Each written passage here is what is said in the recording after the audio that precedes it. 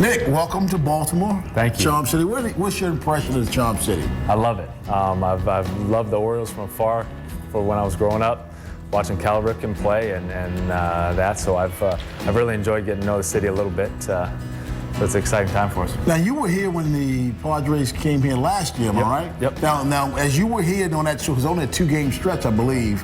Was there something then that you said, I got to see it, I want to see this, that you made sure to see it when you got here as a player? Yeah, I think just the iconic image of Cal Ripken's 21-31 on the wall out in Camden, out past right field.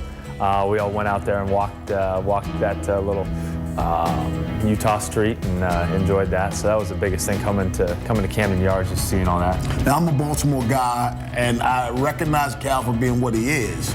But just to hear you say iconic image, you know, I guess sometimes we take it for granted because we saw him since, you know, growing up with his dad. Yeah. What is the national impression of Cal Ripken for a guy like you from the West Coast? Oh, just nothing but respect and admiration for a guy, especially being in the game a little while now. For me, you know, you see the toughness and the will that it takes to play on an everyday basis, and it's such a high level. So I don't think there's too many people more respected than Cal Ripken outside Baltimore.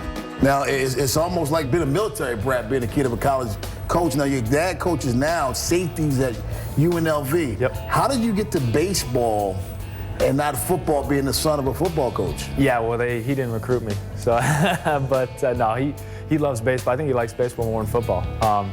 When we were growing up, me and my brother, we would play a little bit of football, but we would always go out and he would throw BP to us. He still throws BP to me in the off season. So he loved it, loved the baseball aspect and that lifestyle. So football was more of a hobby for me, but I loved playing baseball. You played in the College World Series. Does Major League Baseball have a venue that matches the pageantry of playing in the College World Series? You know, I've played in Omaha, like you said.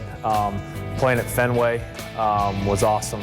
Playing here, watching sellout crowd here. I mean, it's a great environment here. At the college level, in that arena, nothing compares to playing in Rosenblatt.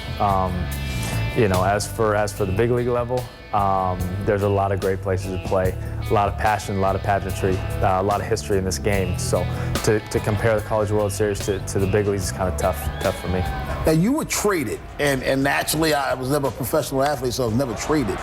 When you get that call or you get that meeting in the office, do you feel rejected by the team who traded you or wanted by the team that acquired you?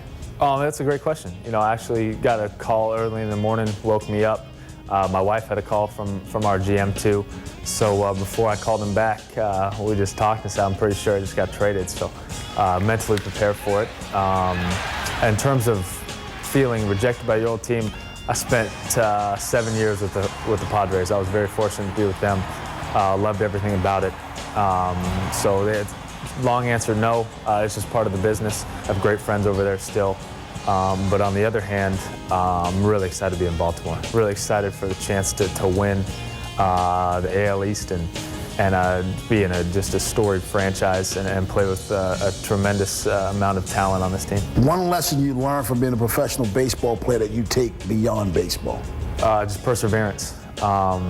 You know, the ups and downs of the game really go along with the ups and downs of life. And the game is difficult and life is difficult at times too. So I think just the perseverance through struggle.